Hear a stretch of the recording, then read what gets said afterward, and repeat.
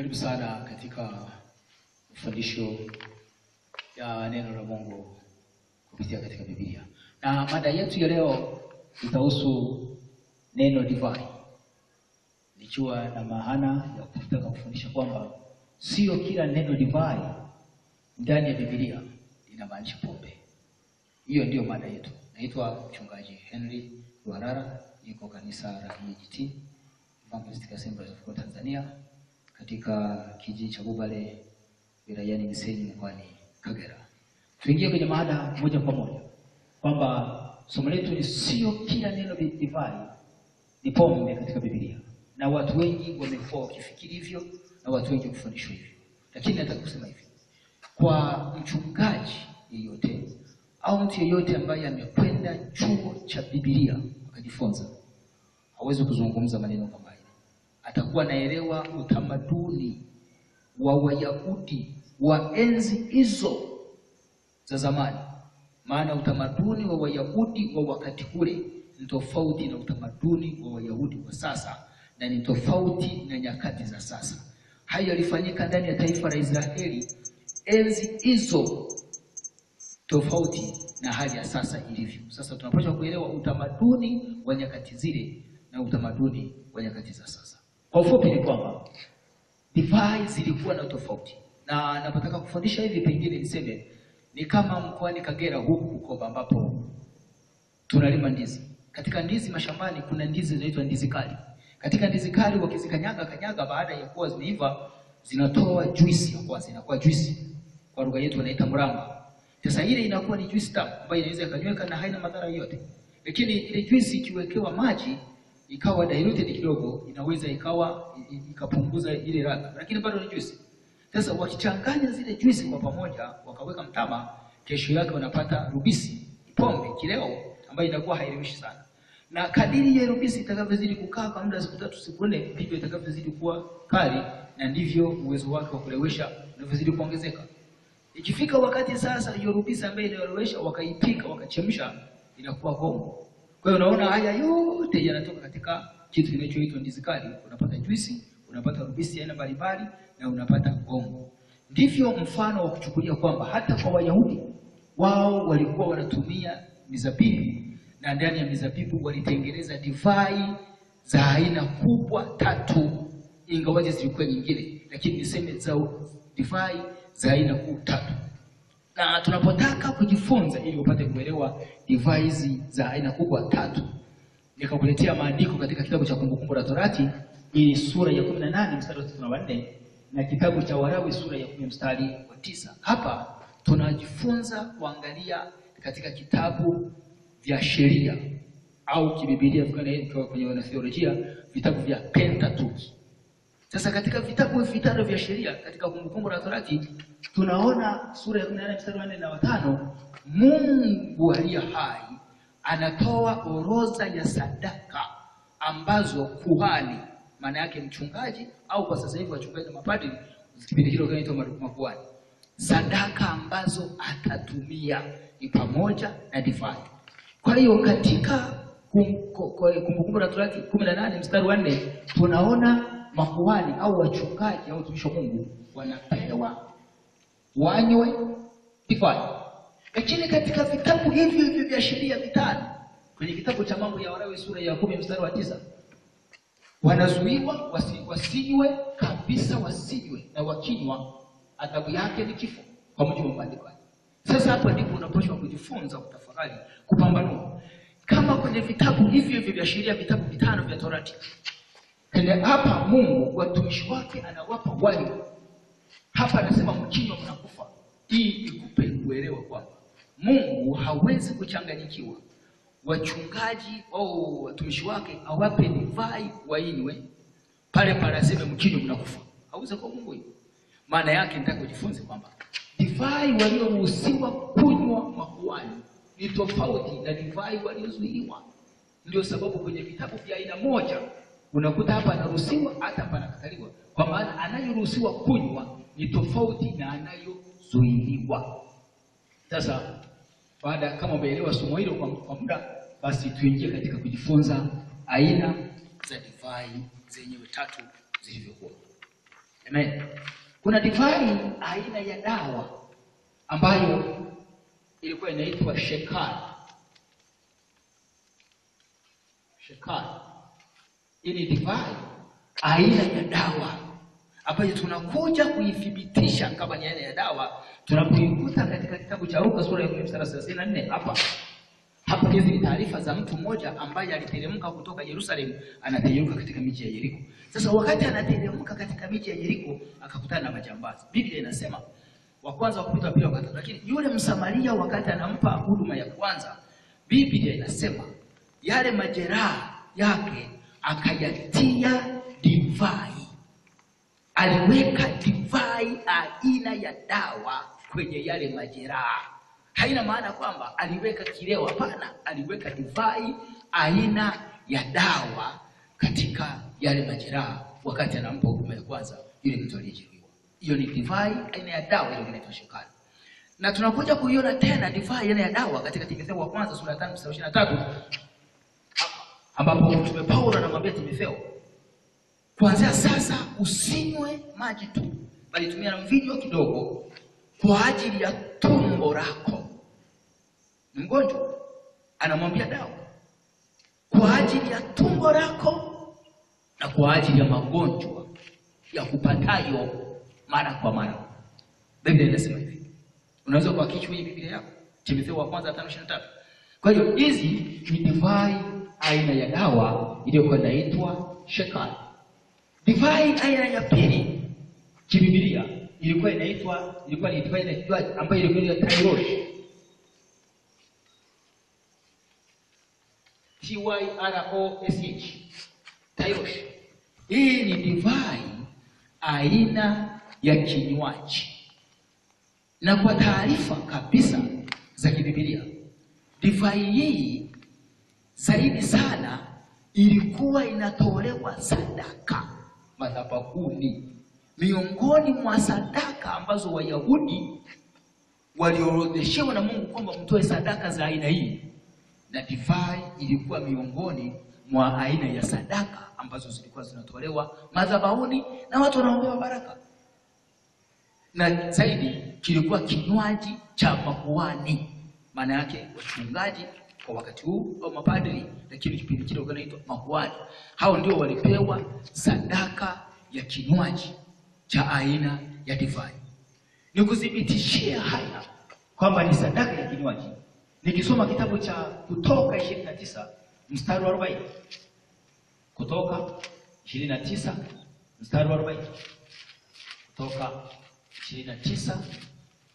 29 mstari wa 40.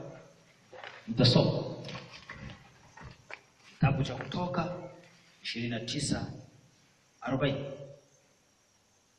Biblia inasema,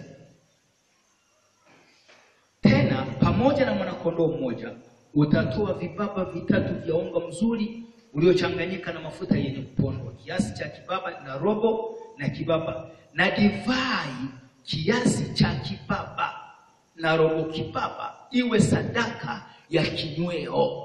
Utoe na divai iwe sadaka ya kinyweo. Biblia inasema kwamba ile divai itakuwa ni sadaka ya kinyweo. Lakini pia ukisoma katika kitabu cha Mambo ya Walawi ile sura ya 23, Mambo ya Walawi sura ya 23 mstari wa 13. 23:13 maandiko yanasema, na sadaka ya unga itakuwa sehemu ya 12 za efa za unga mwembamba uliochanganyika na mafuta ya kafara isogezwayo kwa Bwana kwa moto, kwa harufu ya kupendeza, na sadaka yake ya kinywaji itakuwa ni divai. Na sadaka yake ya kinywaji itakuwa ni divai. Biblia inasema na sadaka yake ya kinywaji itakuwa ni divai. Maana yake hiyo divai ilikuwa inatolewa sadaka. Si kwamba leo unaona watu wanaleta pesa makanisani tu, lakini wakati ule waliruhusiwa na walitakiwa wapeleke na divai.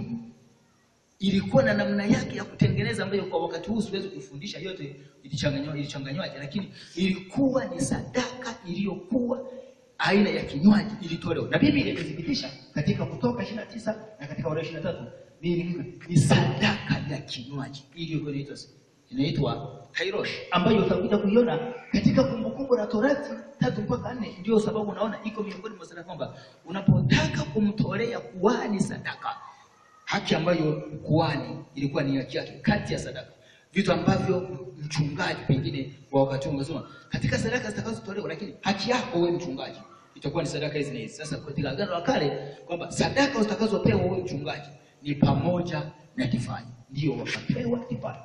Sasa ilitolewa hata fungu lake la 10 katika kitabu cha Nehemia sura ya 15 mstari wa 12. Ilikuwa inatolewa hata sadaka, inaitwa sadaka ya kinywaji, lakini divai ambayo ilikuwa kama kinywaji ilitolewa sadaka madhabahu. Sasa wanaofundisha kwamba divai, neno divai ni pombe, divai ni pombe, mbona leo hii hatuoni wakitoa sadaka za bia? Mbona watoi sadaka za bongo? Mbona watoi sadaka za wanzuki? Mbona watoi sadaka za pombe kwenye ibada zao au kwenye ibada mbalimbali? Sisi hatuwezi kufanya hivyo kwa sababu tunaelewa kwamba ile ulikuwa ni utamaduni wa Wayahudi ambao wao walilima mizabibu kama zao kubwa la biashara na kilimo na chakula. Lakini kwenye zabibu hizo ndipo walitengeneza divai za aina mbalimbali. Sasa Mungu hatufungi kwamba tuendelee kulima mizabibu, hapana, tunatoa sadaka kulingana tulivyo navyo. Lakini wale wanaoamini kama divai tu, neno divai kwenye Biblia ni pombe, sasa hivi wangekuwa wanaendelea nazo kuzitoa pombe, sasa watu wanazitumia kama kawaida. Hii ni upotoshaji. Kunahitajika namna ya uelewa mpana wa Biblia hii ili tuweze kufundisha watu ukweli utakaoponya maisha yao dhidi ya hukumu ya kutisha mbele za Mungu siku. Sasa hii ni divai aina ya kinywaji iliyokuwa inatolewa sadaka madhabahuni, na ilikuwa rasmi zaidi kwa ajili ya makuhani, watumishi wa Mungu, au niseme wachungaji kwa sasa. Na kwa taarifa yako, hii ndiyo Yesu alikuja kutengeneza katika harusi ya Kana Galilaya, katika Injili ya Yohana sura ya 2 mstari wa 1 mpaka 11. Na alipoitengeneza wakasema, umeiweka divai njema hata sasa. Yesu wakaita divai njema. Ilikuwa ni aina ya kinywaji. Mtu yeyote akikuta watu hawaelewi, anaweza akapitisha fundisho lolote, na kwa sababu amekuta watu hawaelewi wakapokea na wakaamini kwamba yuko sahihi. Lakini sasa Yesu alitengeneza divai ile iliyokuwa inatolewa sadaka madhabahuni. Ni aina hiyo ambayo Yesu alitengeneza katika harusi ya Kana ya Galilaya. Sasa divai aina ya 3 ndiyo ilikuwa divai ya kileo ambayo ilikuwa inaitwa yain. Yain. Y-A-Y-I-N. Yain. Hii ni divai ya kileo ambayo hii ndio ilikuwa marufuku, kama nilivyotangulia kuonyesha pale. Makuhani walipewa kunywa divai kama katika sadaka ambazo zilikuwa zinatolewa, wakapewa wanywe divai aina ya kairosh. Kairosh ile ya kinywaji wanywe kwa na kwa kutolewa sadaka. Lakini wakazuiliwa sadaka hii, wakazuiliwa wasinywe hii yaini. Ile ni kileo.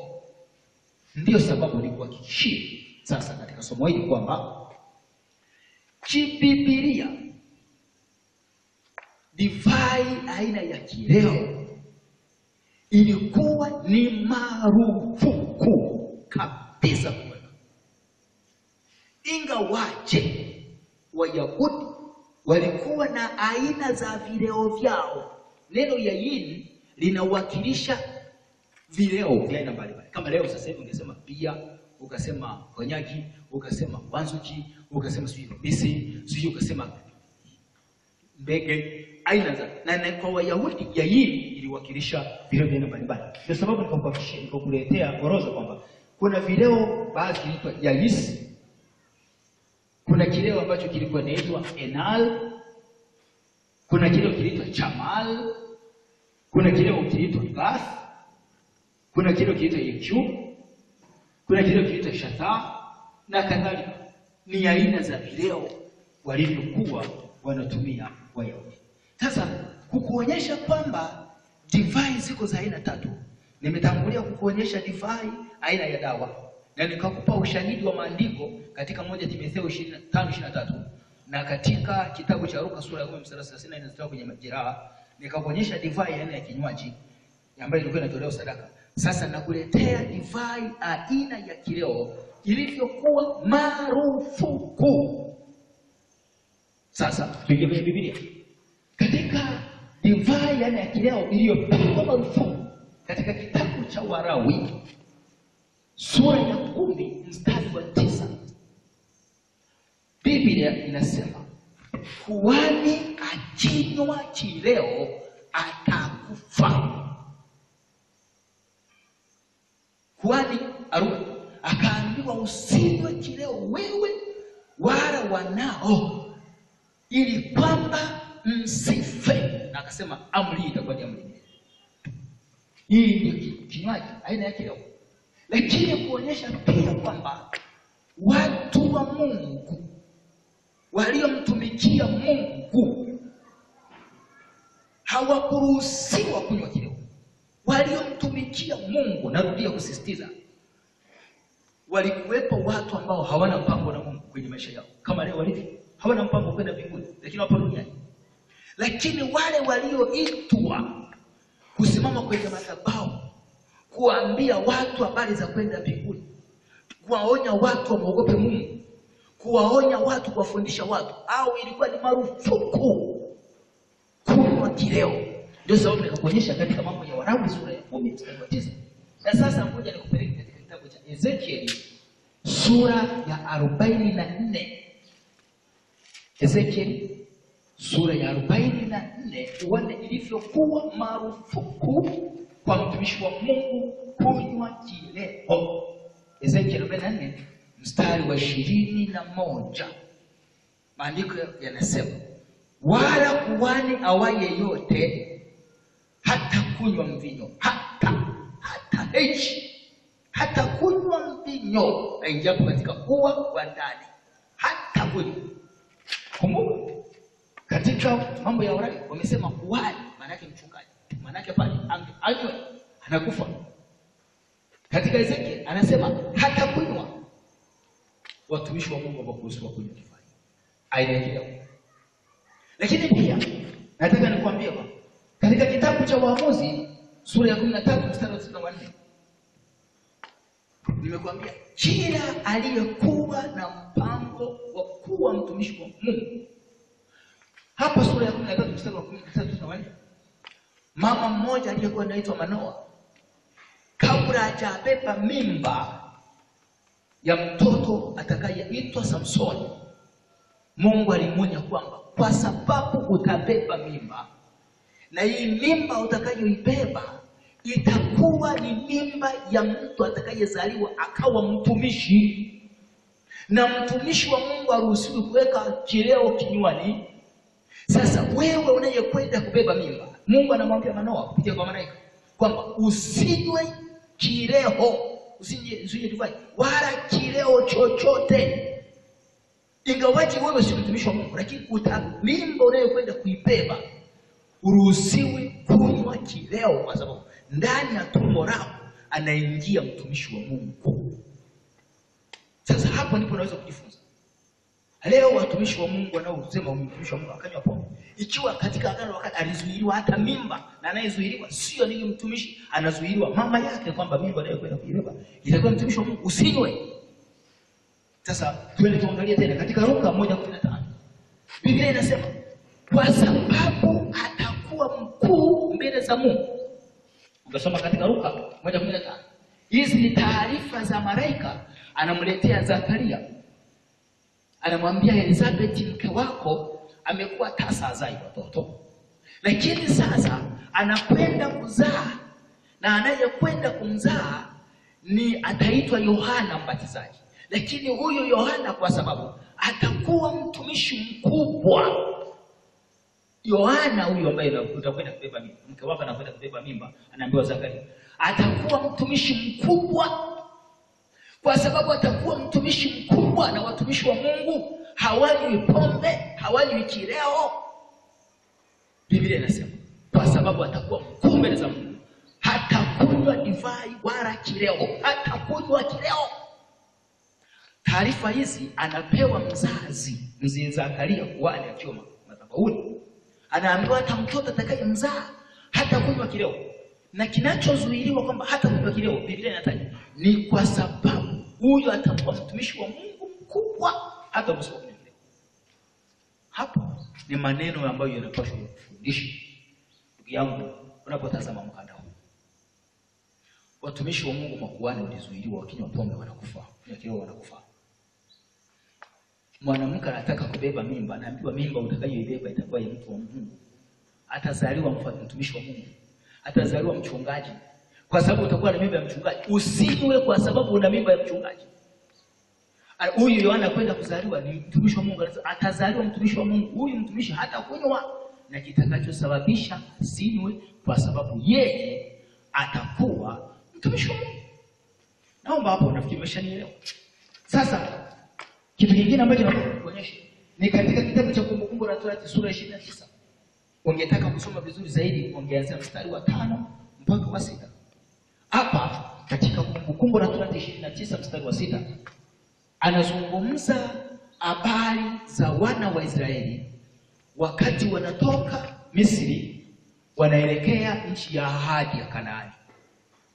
Kwa sababu Mungu Bwana mwenyewe, Mungu aliye hai, alikuwa katikati yao katika safari hiyo, katika wingu la moto ambayo usiku ilikuwa ni nguzo ya moto, mchana ikiwa ni wingu.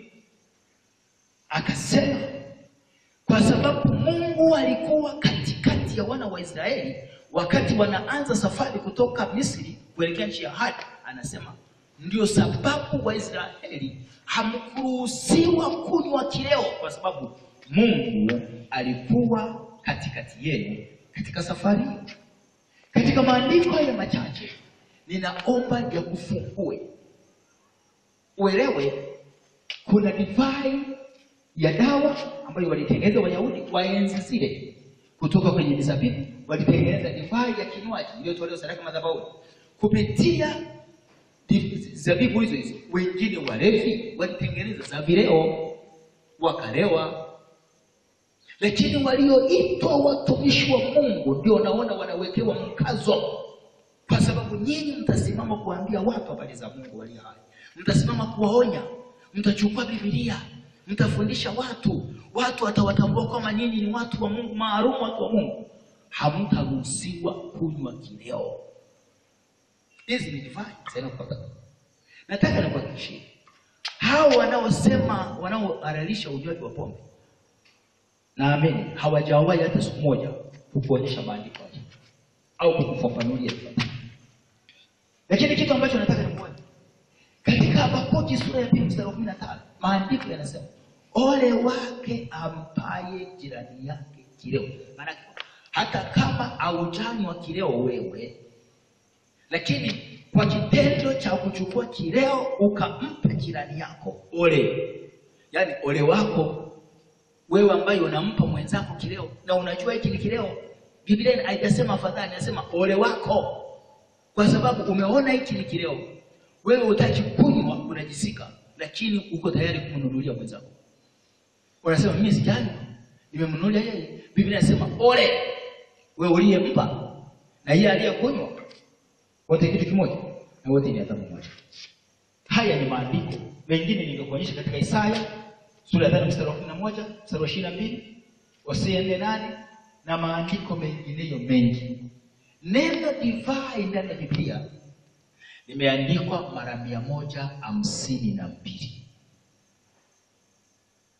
Sasa ninachotaka ni kuombe ni wewe mwenyewe kuelewa haya na ukaanza kuyafuatilia. Ndio sababu nikayaweka hivi moja kwa moja, ili utakapokuwa unatazama mkanda huu, maandiko yako hivi uyasome, na alafu yaje yawe msaada kwako wewe kwa ajili ya usalama wa maisha.